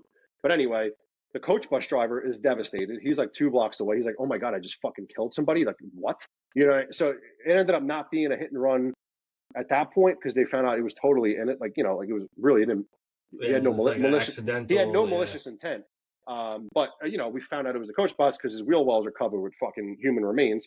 But now I'm directing traffic with my flashlight. And I hear like a scuffle. We probably have like 10 cops on the scene at this time. Oh no, let me take a step back. 2 drunk individuals, a guy and a girlfriend, walk right into the crime scene. Like I'm talking like police tape up, they walk right in. And I'm like, yo, what the fuck are you doing? Like, you're like, get out. And they're talking shit. Like they're being belligerent on top of being drunk. So me and a couple guys like kind of like you know, throw them out of the crime scene, not physically throw, but take them with force and take him out of the crime scene. I'm like, yo, like the dude's dead right there. Get out of the crime scene. And they're getting mouthy.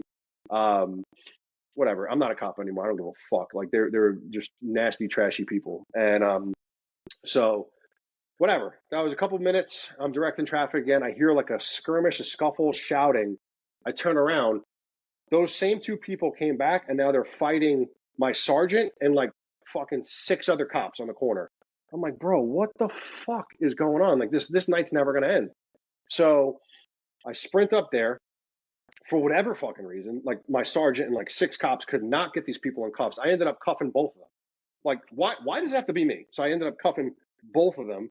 And my sergeant looks at me because I was junior man at the time. Even though like I'm already a Philly cop in the military, I'm still low on the totem pole because I'm new to like the 10th precinct. They're like, all right, they're both your arrest. I'm like, bro, what the? I'm trying to go the fuck home. I was supposed to be off half hour ago. Yeah. So obviously we're dealing with now. We got a dead body. He's a crackhead. So he really has no next of kin. So we're calling him like what's the word I'm looking for? I don't know. Basically, yeah. And like there's no one to contact. Now I got 2 arrests under my belt, and they're nasty and belligerent. They're like just being like absolute pieces of trash. Yeah, you got to deal with all this bullshit. Yo, so now it gets better. So maybe a day or 2 later, I come to find out that these individuals made a complaint against me saying, like, I took this chick's headphones. No, I didn't take no fucking headphones. Like, oh, I'm going to steal your fucking headphones, perp? Yeah. You know what I mean? But again, that's policing in America these days. They trying to fuck me up because I locked them up. You know what I mean? So now I have to go through the rigmarole of all right, dude, now I have to go talk to internal affairs because I'm an active cop and I locked people up. Everything was totally unfounded. Obviously, it was complete bullshit. But that's the stuff you got to go with. And I'm just, at that time, I had like 6 months on the street, dude. You know, Yep. now imagine a 20-year of career of law enforcement for the Has to deal with this NYPD, shit and constantly. you're the villain, dude. And I'm also Yeah. like, now again, mental health. I just dealt with this dude that's basically exploded by a coach bus. That's fucked up. Now I'm the villain. I'm trying to go to work every day to help the public, but now I have people saying that, like you're a bad guy and all this stuff. It's exhausting. So now times that by 20 years, and you're going to tell me cops, firemen at least don't have to really deal with being hated, but they still see wild shit. But you're going to tell me that doesn't take a toll on your mental health, your emotional health? No, Get the of fuck course out it of here, does. dude. Yeah. There's a reason why suicide rates for cops are like going up and stuff like that. It's not rocket science, Yeah, like So I'm trying to do a job. You know what I mean? And so maybe sometimes everyone has a bad day, right? Maybe his attitude comes off as whatever it is, but bro, like I'm not allowed to have a bad day. You know what I mean? Like what the yeah, fuck? Doesn't matter. no, and like unfortunately, this behavior is being enabled these days by your superior officers. Now, in like politicians and in government, like they're enabling this shit to let cops be like fucking whipping boys or like a punching bag. Like that's not okay. This wasn't the case like 10, 15 years ago. There's millions of cops that go to work every single fucking day, just like your mother, with good intentions to do their job, collect a pay. It's still a job. Collect the paycheck and then go home to their family. Yeah, But exactly. it's not like we work a 9 to 5 job behind a desk in a cubicle. Like you can die. You know what I mean? Like, or you can have to take a life as well. And you're dealing with the scum of the earth to make sure the rest of the general population can go to sleep at night every night, knowing like, all right, I live in America, the greatest country on earth. We're safe, like a law abiding country. But it's getting to the point where it's so ridiculous and backwards where like it's really not like if you go to like a major city in America these days, it's lawless, it's chaos. There's encampments and tents here and trash there and homeless here. That's a mental health crisis that we're just not fucking addressing. And then just basically demonizing the people that put a badge on their chest every day. It's utterly insane. There are bad cops out there, but if you want to do the math about, let's just say we have 1 million cops for a round number, I'd say 10 are complete shitbags. But that's in any fucking job. You want to tell me at Yeah. you're a law firm, there's not a piece of shit that works there? Like, dude, get out of here. Yeah. I bet. Yeah, literally anywhere you go. You go to Walmart, there's a dickhead. Probably multiple. Yeah, that's true. That's true. Damn, bro. Yeah, you got some shit under your belt. We might even have to cut this into a part 3, bro. You might. I might just end it and just make the title for this podcast. Chris is fighting for freedom. That's gonna be that. I'm gonna have to change my LLC. I'm gonna have to call my tax guy. Dude, we got some shit going on here, dude. What else you got me from me, Vin? I don't want to take up your entire night, bro. I'm just happy to be back for a part 2. No, hey, bro, let's do a part 3. I'm dead ass. But from then till now, even throughout this whole episode, do you have any questions you want to ask me? Well, first of all, again, like I said on the first podcast, but I want to throw this. I don't know who's going to watch whatever. I am so grateful for this opportunity. Also, like if we're going to talk about mental health a lot this episode, like this is sort of like a therapy session for me. I'm not even fucking with you. I'm getting to kind of just like talk and vent. Yes. And like kind of remember shit that like sometimes I compartmentalize, and that's super unhealthy. I was really bad at that as a kid, like holding shit in. And that's, I think, why like I got into some trouble as a kid, because I just, I didn't have an outlet at the time. But having this platform, I'm so unbelievably grateful for. Like I still, I can't believe you asked me to be on the show. Like it really means the world to me, like in all honesty. I admire you because the veteran community is so important to me. Like I said, I turned down the New York City Fire Department with like being a legacy with my dad, because I just care so much about the American military and its people. And like the fact that you're doing this like with just normal people. Again, we don't need to put on a Jocko. We don't need to put on a Sean Ryan or a Tim Kennedy or all these like glorified, like super duper special operators. Like that, this is just for the average person. And there's millions of us in the military that just have a story, like you had no fucking clue what I was going to tell you between last episode and this episode. And here we are. No clue when you first came on. Like we had like the little bullshit conversation, and then they got to a point where I was like, all right, just do me a favor, shut the fuck up. I don't want to know anything. I want to hear it for the first time, and I want everything to be authentic. Yeah, We'll super carry genuine. the conversation as normal, and then half the episode, my eyes are lighting up and my jaw's dropping. I'm like, holy shit! I'm like, you were a cop? I thought you were just in the military. Yeah, I didn't know. yeah. You know what I mean? Like, it's wild, dude. It's wild. No, 100%. Yeah. I mean, hey, yo, Jocko, if you listening, bro, hit me up. fightingforfreedom@gmail.com. I'll schedule's open for tag you. his ass. I'll tag his ass when I post it on my Instagram. Yeah, hell yeah, man. I mean, that would definitely be like the dream, you know, like everyone who does stuff like this has a dream of like, you know, who they want to be on. Jocko is definitely one of them. I know this is going to sound maybe, you know, stereotypical or annoying to some people, but Dan Bilzerian, I would love to have him Oh, no on. shit. All right. Yeah, I would, you know, like, I mean, No, he was he's got in a the story. military.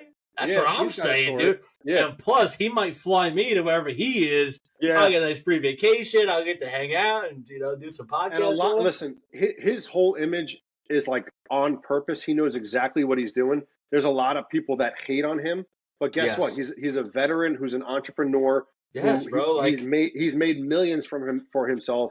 Yes. You know, like doing A, B, and C. And like you're starting, you know, it's the hardest part, bro, is the first step. You know what I mean? Like, and you're starting from nothing. You're still in the fucking military. You know what I mean? Like this is like a quote unquote second job for you. So, and you're investing your own money. Like God bless you. Like, and I told you from the jump, like I kind of want to do my own thing and start my own podcast and shit like that. So I'm gonna like lean on you as like a mentor too to kind of like coach me up and like whenever I can get my feet wet. All day long, baby. Yeah, it ain't gonna be like, you know, tomorrow, but like seriously, I also when I say something, I traditionally do it. Those people that know me know that that's a fact. So that's what I want to do. Yeah, bro. But like, what do you got for me? Like, is there any advice or like anything you want to touch on or anything you want to share to the people listening just from our conversation? Like, what do you got, bro? No, I'm just like gonna full circle. All right? Back to what you always say and what we said in not only our first episode but even in this one too, man. Just don't be afraid to lay out your dirty laundry, bro. Like everybody's got problems. I don't care how big you are, how small you are, how tough you think you need to be. That's all bullshit at the end of the day, right? Everyone's fucking brain kind of works the same. And if you got some shit going on or you know some shit's about to go on, just talk to somebody, man. Find your niche, find what gets you going, and find what gets your mind right. Because if you keep all that shit bottled up inside, and I say this on every podcast, anytime I get the opportunity, everybody, men, women, child, chaps, everybody, it's like a bottle of soda, bro. You shake that bottle, eventually that bottle is going to explode. You know? It's like for sure. the No, best, 100% the best right. comparison I can give, you know? So make sure you open the top of that bottle of soda every now and then and let a little bit of air out, you know? No, for sure. If we ever do, like for real, like if we choose to do a part 3, Dude, I'll do it. I ain't got nothing. Yeah, bro, you literally have like all of your stories like get me like I have questions like or nice. I just want to keep listening. You know, it's like a very good story, bro. I'm dead ass. You should write a book. Like, my fiance was saying that too. She's like, well, like, because I'm gonna rotate to nights here shortly, and I'm gonna do like a 4-month night stint. Obviously, like we're slower at night. I still got a job to do, but she's like, you should just start typing away some shit. If you have like an hour here, an hour there. When I'm like, maybe I fucking will, but I'm also like, nah, not even, bro. I'll give you a word of advice. What I do, bro, because like I take a lot of notes myself, and nice. I hate typing because that's just annoying, and I can't spell that fucking good. What you should do is, bro, you throw an AirPod in, and you go on your phone and go in your notes, and that's how you start writing your book.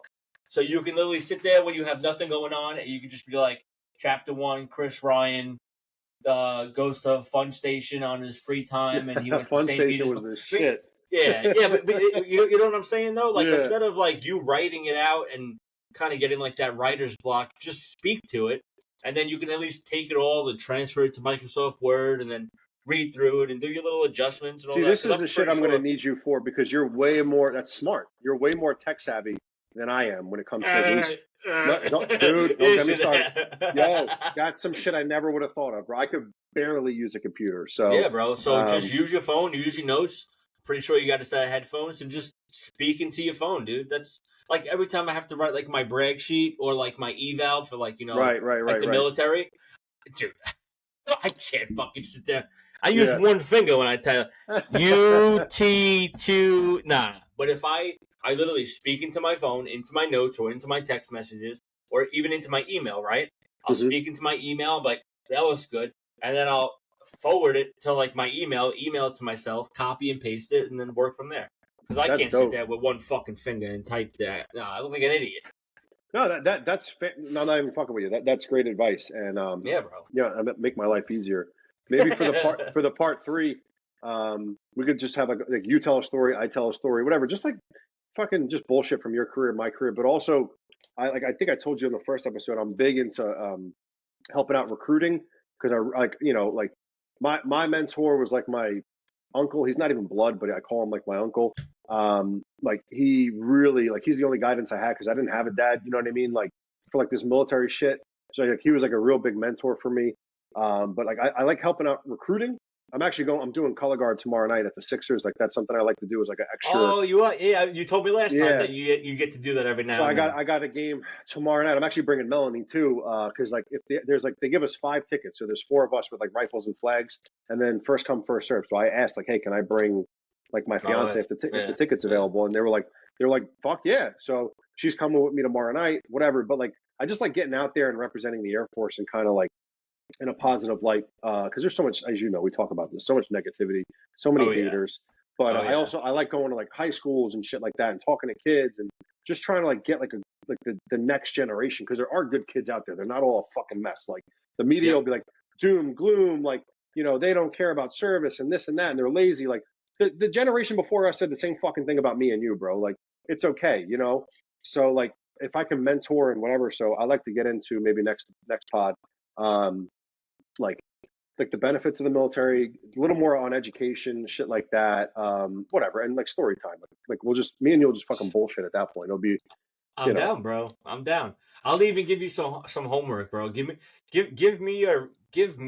and the people a resource next time we talk, or just an example or something that they can do to either 1, find help for mental health, or 2, an outlet that they might be interested for mental health.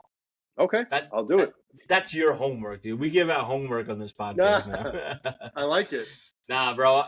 Chris, again, from the bottom of my heart, thank you, bro. We will definitely do a part 3. Only if we hit 1 million likes on this pod. Nah, bro. Really. Thank you, bro.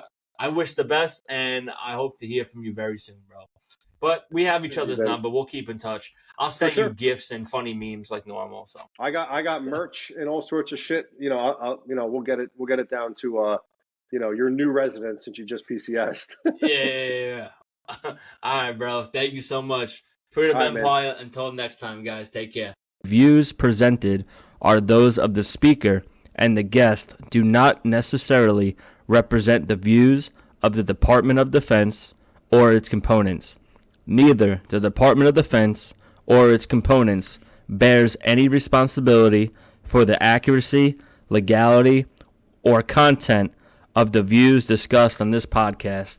Now, without further ado, let's get into this.